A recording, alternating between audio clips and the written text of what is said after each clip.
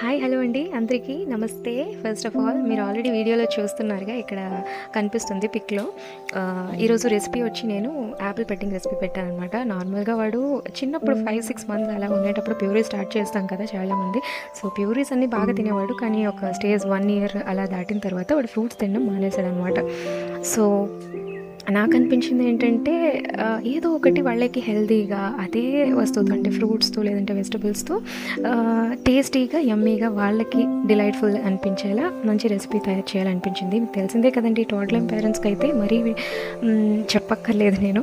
Because ఈరోజు ఒకటి నచ్చితే వాళ్ళకి రేపటి నచ్చదు. వాళ్ళ టేస్ట్ టెక్స్చర్స్ అన్నీ మారిపోతుంటాయి. సో వాళ్ళ టేస్ట్ బడ్స్ గ్రో అవుతుంటాయి, చేంజ్ అవుతుంటాయి. కాబట్టి ఇది నార్మలీ ఈ స్టేజ్లో మామ్స్గా మనమే కొంచెం ఫ్లెక్సిబుల్గా ఉండి క్రియేటివ్గా ఆలోచిస్తే సరి అనిపించింది. ఆ ఆలోచన నుంచి వచ్చినదే ఈ రెసిపీ చాలా సింపుల్ అండి. నేను కొంచెం మోడిఫై చేశాను. If you want the recipe, comment recipe.